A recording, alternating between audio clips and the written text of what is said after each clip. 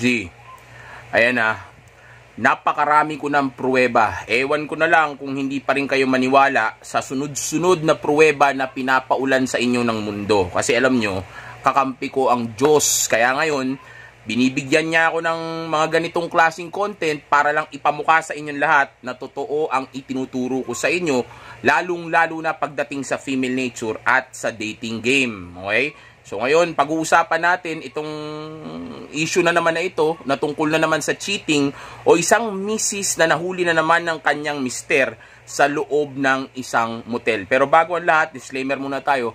Gusto ko munang ipaalam sa inyong lahat na ang mga maririnig ninyo sa video na ito ay pawang opinion ko lamang doon sa issue. Hindi natin alam kung anong tunay na istorya at tunay na pagkatao ng mga involved dito sa issue na ito. Kaya hayaan nyo ako na paliwanag o sabihin nating ipaalam muna sa inyong lahat na ang lahat ng ito ay opinion ko lamang doon sa issue at hindi doon sa mga tao o doon sa tunay na nangyari, dahil of course wala tayong alam doon. At ang rason kung ba't ko din ito ginawa ay hindi naman para manakit o manira ng kapwa, kundi para mayroon lang tayong matutunan. Okay? So ito nga, ang issue daw, etong misis ay nakita nung mister niya na may kasamang lalaki papunta sa isang motel. Okay? At nakita nyo naman kanina sa video natin at sa mga photo na kasama dito sa sa video na ito, na huling-huli sila sa akto. Okay, na yung lalaki ay nakahubad na at si Mrs. ay ready to fight na. Nandoon na actually sa kama. Okay?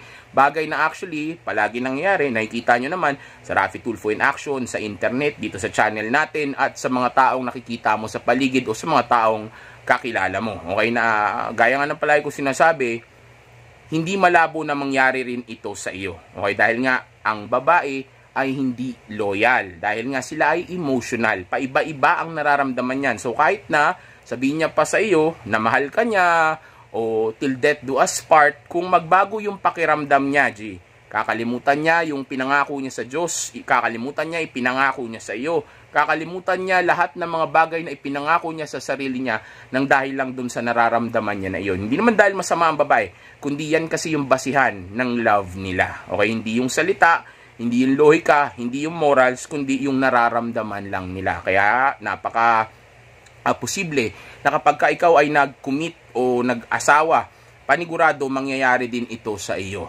Okay, mararanasan mo rin ito, lalo na kung wala kang alam sa female nature at game. Okay, well actually, yung mga bagay na iyan ay napag-usapan na naman natin sa ibang mga video natin kung ba't nagagawa yan ng babae, dahil sa boredom, dahil sa kawalan ng respeto, o sabihin nating dahil sa sa pagiging beta male simp mo, which is actually nagre-resulta ng kawalan ng respeto, tapos kawalan ng mystery, o sabihin nating yung pagpapabaya mo sa sarili mo, yung kawalan mo ng purpose in life, yung hindi ka nag-upgrade o hindi mo alam yung hypergamy, o sabihin nating hindi ka nagle-level up sa life. Okay, yan yung mga rason kung bakit nangyayari ito, di ba? Pero sa video na ito, mga G, ang pag-uusapan naman natin is kahit paano, kung paano natin may iwasan itong bagay na ito kung ikaw ay nasa ganitong klaseng sitwasyon. Pero again, uulitin ko sa inyo, huwag kayong magkukumit o mag-aasawa ng babae o aasawahin niyo yung babae. Kasi sa oras na gawin yan, mababalidate niyo yung babae na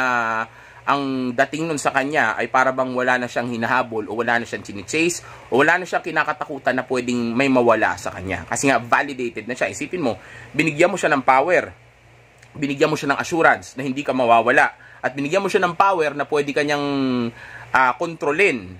So, paano pa ngayon may excite yung babae? Paano pa ngayon respeto sa yung babae? Eh, siya na yung full control. Tapos, siya pa yung, sabihin nating inilagay mo sa pedestal. So, mawawalan talaga siya ng gana sa iyo. Mawawalan talaga siya ng respeto na magre-resulta nga sa katulad nitong nangyari na ito. Okay, so, ngayon, ang ituturo ko sa inyo ay actually tungkol sa kung paano nga babalansihin yung relationship ninyo. Pero again, gaya na sabi ko kanina, walang validation, walang marriage, walang committed relationship, dahil nga sa oras na mag-commit ka, sumasubmit ka na sa kanya. Dahil nga, alam ng babae na ang tunay na may kailangan ng relasyon ay siya. Okay? Ang may kailangan nung ginagawa sa kama, yung ex, okay? Ikaw ang may gusto nun. So, sa oras na makuha mo yun, at binigay mo sa kanya yung relationship, then ang nangyari nun, ibinigay mo sa kanya yung power. Okay? Binigay mo kaagad sa kanya yung power. Kasi, nung time na wala pang nangyayari sa inyo, ang power ay nasa kanya. Dahil siya ang gatekeeper, gatekeeper to X, okay? Siya yung may power na pwedeng pumayag kung may mangyayari sa inyo o hindi. Nasa kanya ang desisyon, okay? Bagay na, kung nakuha mo na, then, again, gaya ng sinabi ko kanina, yung power malilipat na sa'yo. Kasi nga, ikaw ang may kapangyarihan kung magkakarelasyon ba kayo o hindi, o magpapakasal ba kayo o hindi. Pero pagdating dun sa may mangyayari sa inyo, of course, nasa sa kanya ang kapangyarihan dun. So, sa oras na, ibigay mo yung, yung relationship na yan, nang sabihin natin pwede mo naman makuha sa kanya yung mga dapat mong makuha o dapat siya yung naghahabol sa iyo, then of course bababa ang tingin niya sa iyo. Mawawalan siya ng respeto, mawawalan siya ng gana, lalo na kung magsasama pa kayo, mawawalan ng mystery, tapos mamamatay yung yung excitement ng relationship, okay, nang dahil nga lang dun sa mga pagkakamali na iyon. Ngayon ito ang tanong, paano ba balansihin yung relationship? Well, actually, ang pinakauna sa lahat ay dapat walang validation. Pero kung na-validate mo na dahil nagkaroon na kayo ng commitment o committed relationship, tapos nauwi na kayo sa sa marriage, din ang pwede mong gawin kung sakaling nasa ganyan ka ng sitwasyon ay of course yung mamuhay ka bilang kahit paano alpha niya sa relationship. Ngayon, paano gagawin yon? Again, kailangan mong balansihin yung relasyon ninyo, okay?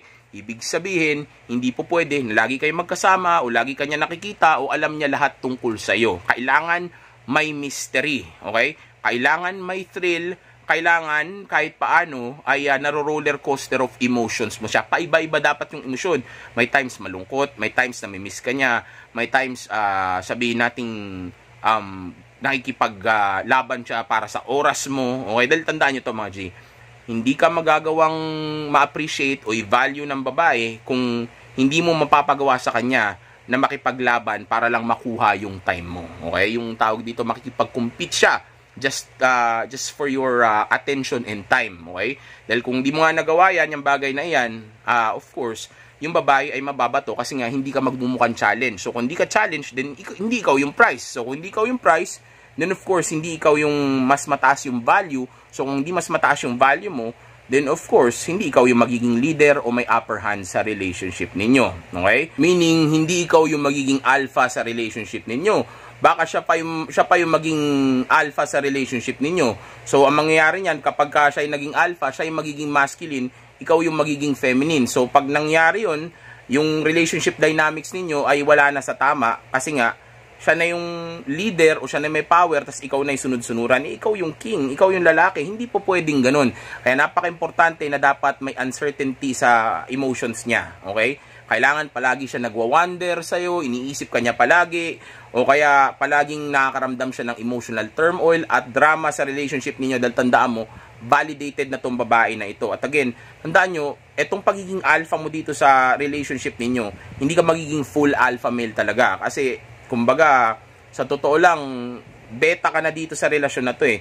Babaguhin nga lang natin yung pakiramdam niya para kahit paano ay maging alpha o rumispeto pa din siya sa iyo o matakot siya na pwedeng balang araw ay iiwanan mo pa rin siya. Kumbaga, kailangan kasi walang validation, walang assurance.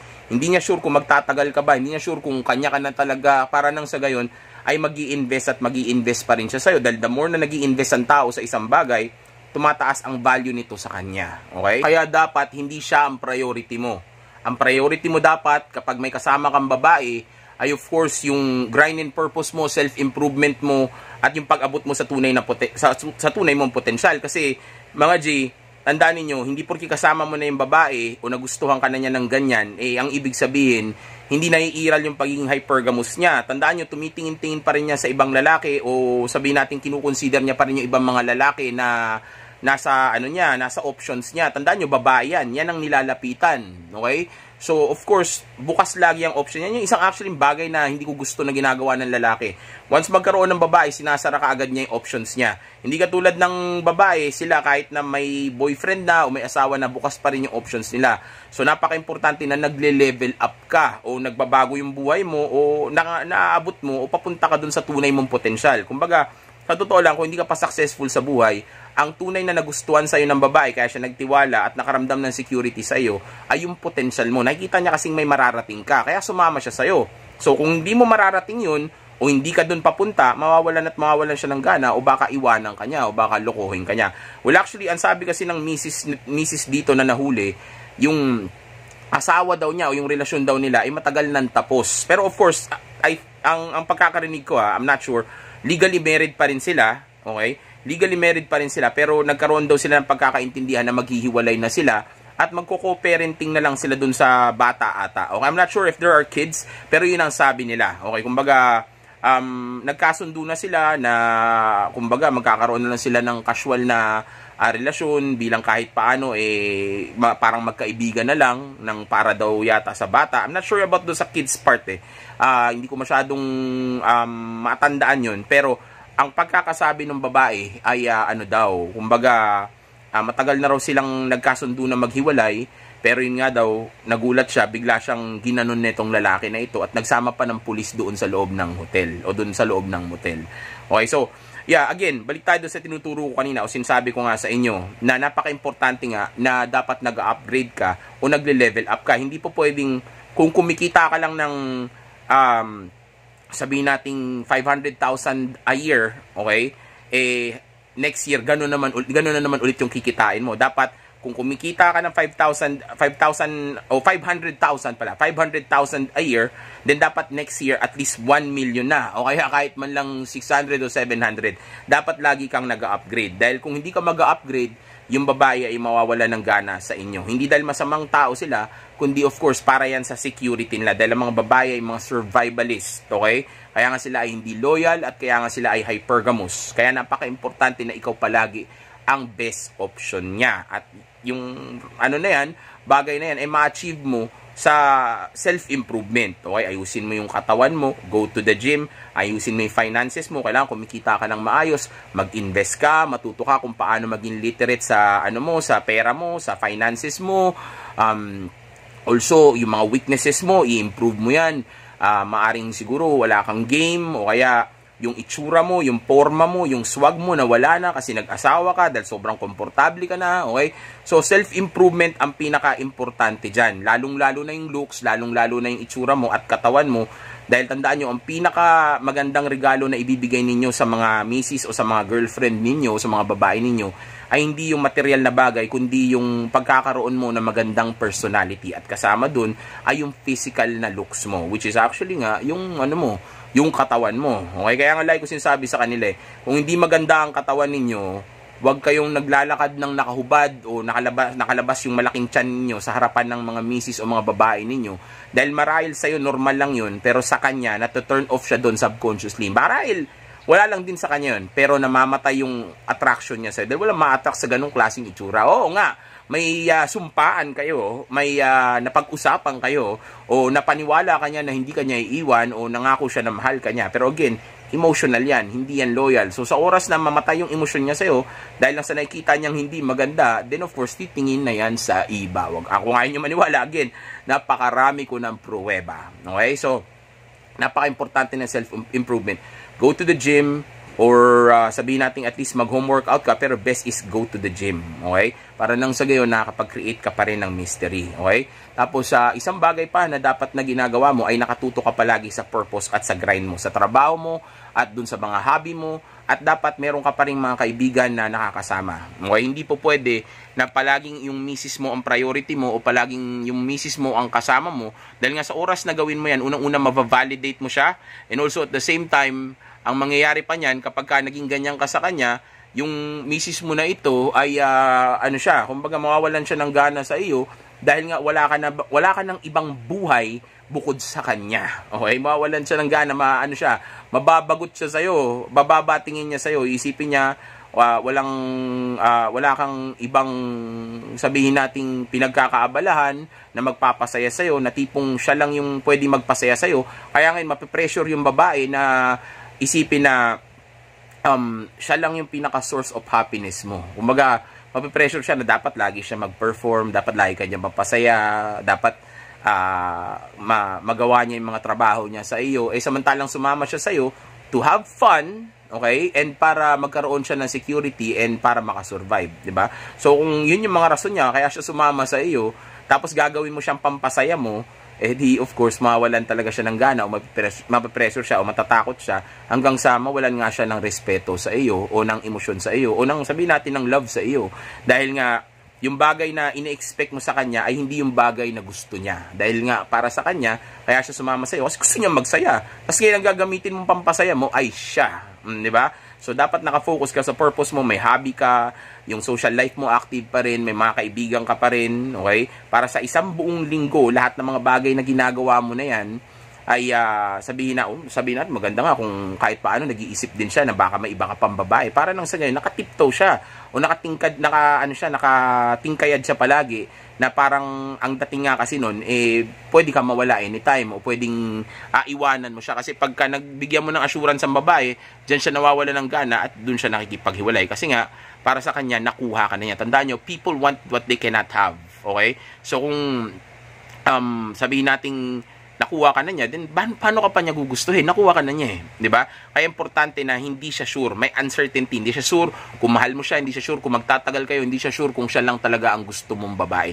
Dapat kahit paano ay napapraning siya. Dahil sa oras na bigyan mo siya ng assurance, magiging komportable siya at pag naging komportable siya, ikakasamahin ng relasyon ninyo. Maaaring din siya mag-i-improve, hindi kanya naasikasuhin, hindi na siya sasubmit sa'yo, o sabihin nating hindi na siya mag-aayos, o kaya dadating ang time nga na pag nakita niyang pupayag ka na ng ganun siya, maghahanap na siya ng iba. Okay? O sabihin natin, titingin na siya sa iba, o pwedeng iwanan ka na niya someday. Okay? So, importante na ang buhay mo ay active. Hindi lang yung babae mo ang tinututukan mo. Lalong-lalo na dapat importante may purpose ka in life. Okay?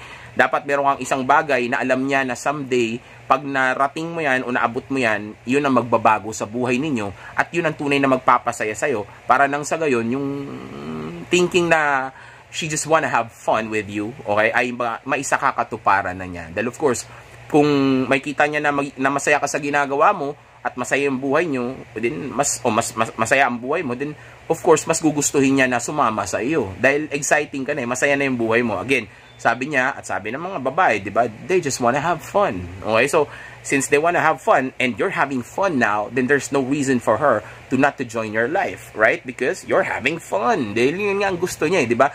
To have fun. Okay? And kung wala ka ng fun, wala nang swag, mababa na yung yung kumpiyansa mo sa sarili mo, tapos hindi ka na nag-aayos, tapos hindi ka nga nag-upgrade, then of course, dun siya mata-turn off. Okay? So, purpose, lifestyle, self-improvement, hobby, yung mga hobby mo, yung sabihin nating self-improvement mo, go to the gym, okay? Social life mo, yung mga friends mo, tapos minsan paramdam mo sa kanya na na may iba ka ring babae, okay? Well, actually, hindi mo kailangan pakita yan sa kanya, hindi mo kailangan sabihin yun sa kanya.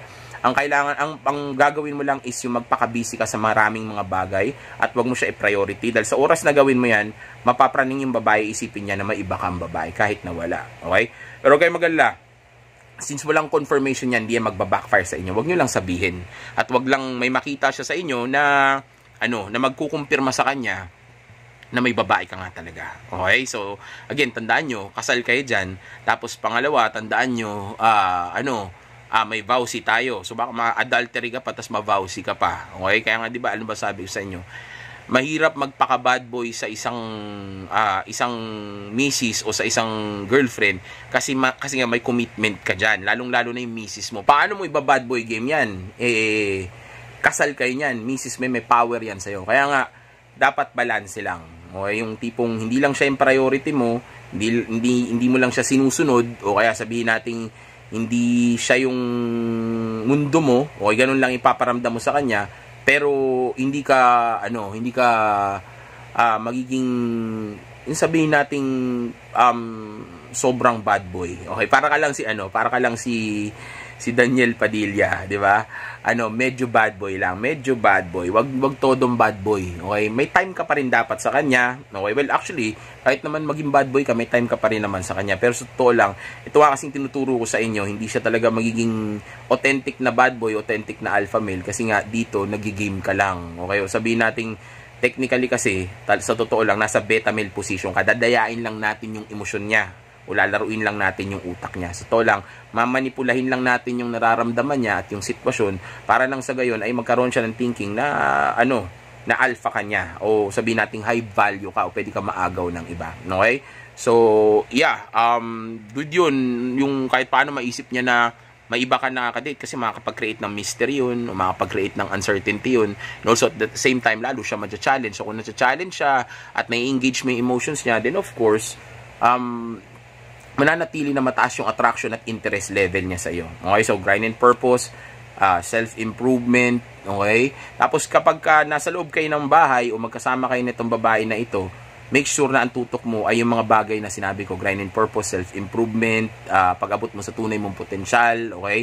Para lang sa gayon ay sabihin natin hindi mo siya mabavalidate o hindi mamamatay yung mystery at yung attraction at interest level ninyo sa isa't attraction at interest level niya sa iyo. Okay? Dahil nga, of course, ang nangyayari nun, mapapaisip mo siya, bakit ganito to? Hindi ako priority, hindi ba ako maganda? Hindi niya ba ako love? Okay? Hindi ba niya ako nami-miss? Okay? Hindi ba ako laman ng utak niya?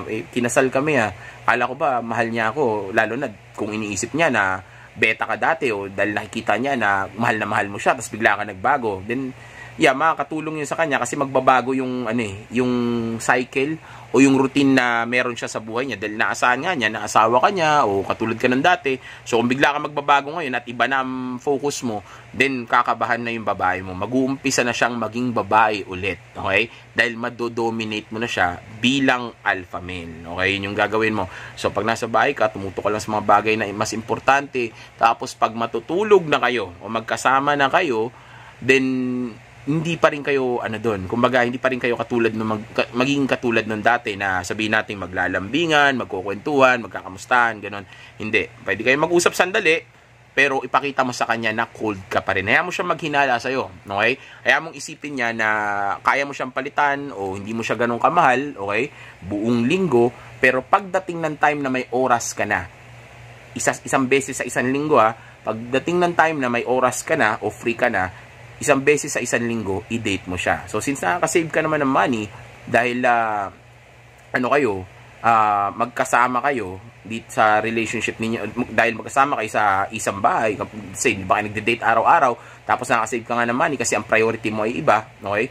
Di ang pwede mong gawin yan kapag lumabas kayo o pagka dumating yung time na libre ka na, lumabas kayo, mag-date kayo sa isang lugar o sabihin nating ng may isang activity na kung saan ay mag-i-enjoy talaga kayong dalawa. Okay, isang romantic na date na may fun. Okay, yung mag-have fun kayo. Kumbaga, niro-roller coaster of emotions natin siya.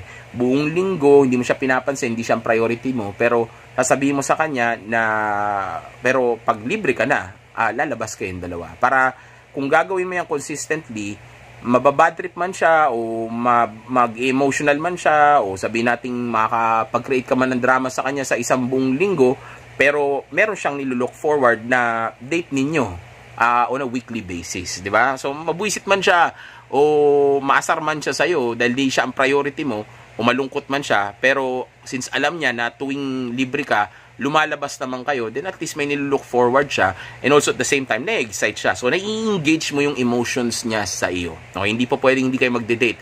Lahat ng relationship, dapat nagde-date kayo, dapat lumalabas kayo, dapat nagtatry kayo ng mga bagong bagay, o sabihin natin, total, misis mo naman yan, o girlfriend mo, then, mag-out of town kayo minsan. Dahil, wag mo nga lang na isama yung mga bata. Pero may family day din kayo. At least kahit sabihin natin, isa o dalawang beses sa, isang buwan. Okay? Pero yung sa misis mo, gawin mo yan 3 beses. Dapat may isang absent. Like for example, ngayong week na to lumabas kami. Libre ko, 'di ba?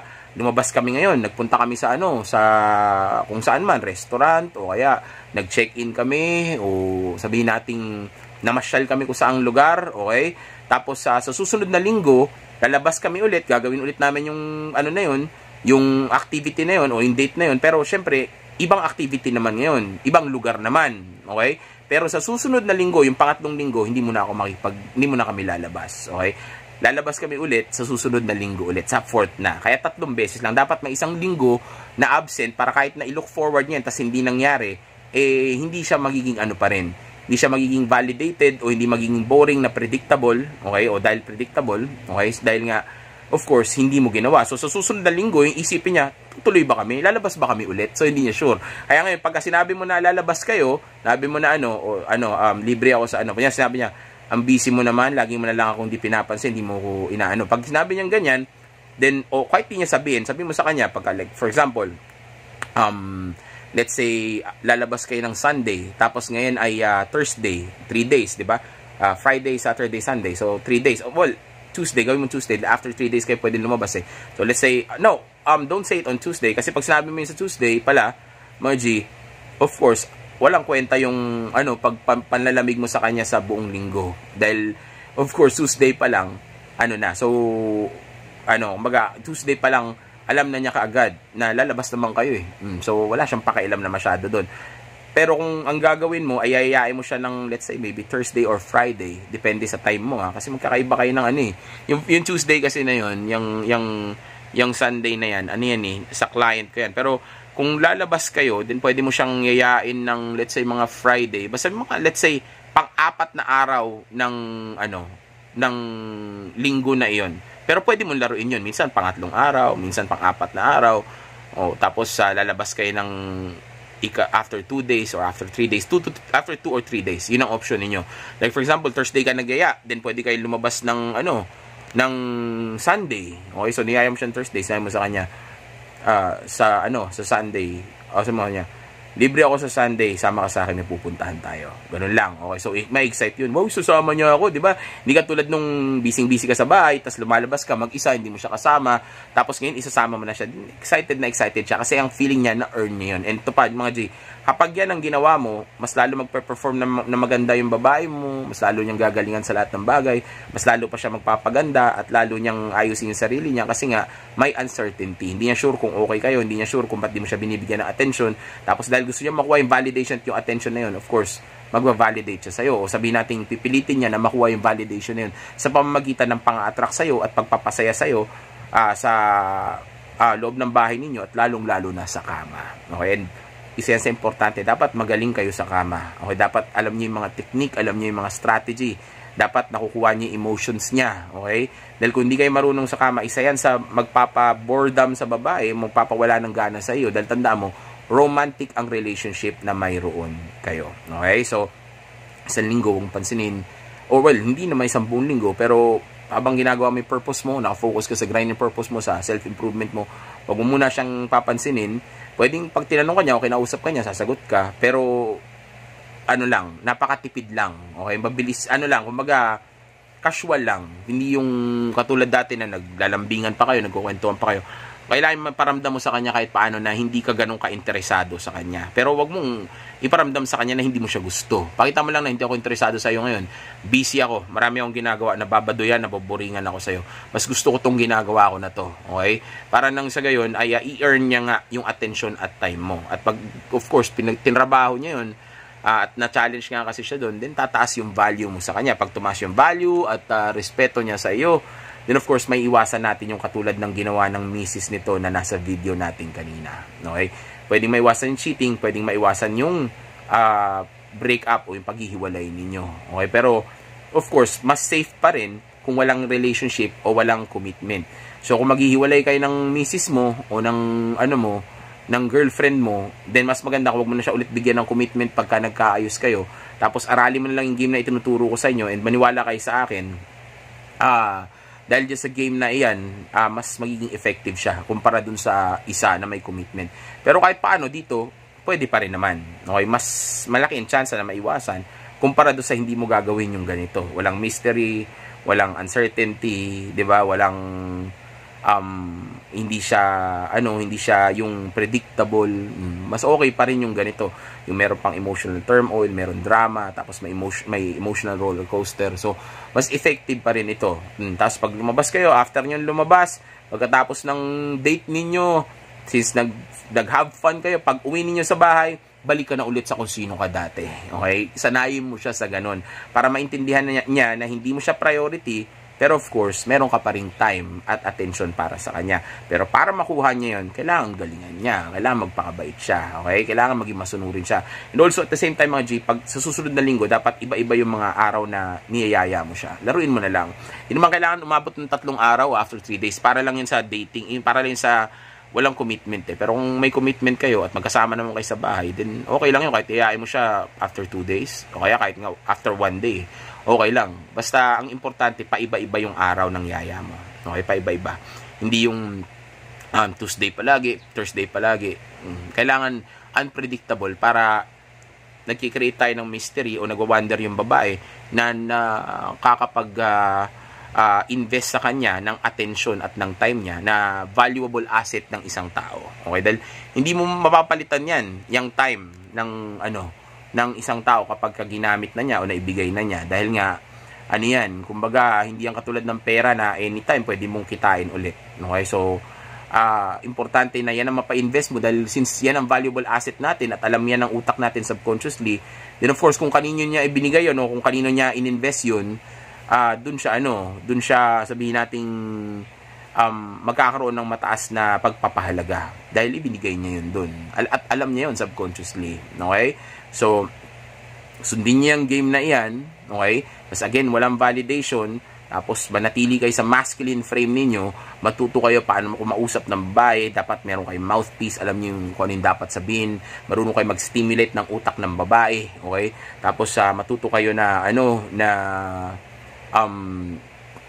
yung sabihin nating manatili yung swag ninyo. Okay? So, yan yung mga bagay na pwede ninyong gawin. Pero marami pa ako bibigay na tips sa inyo. Pero sa ngayon, hanggang dito na lang muna tayo. Okay? Dahil yan yung mga basic na pwede ninyong gamitin para maiwasan yung boredom ng babae at tumingin siya sa iba o kumuha to ng iba na pamalit sa iyo. Okay? Dahil tandaan nyo ito, kapag beta male, pinaparusahan ng babae yan. Pero kapag alpha male, binibiyayaan niya yan. Okay? Lalong-lalo na sa kaba. Dahil of course, pag nasa kama na kayo tapos hindi siya validated, gagalingan niya talaga para makita lang niya kung gusto mo pa ba siya. Kumpara doon sa alam na niya na gusto mo siya, then of course, hindi siya mag-e-effort. Wala na, boring na, nakuha ka na niya.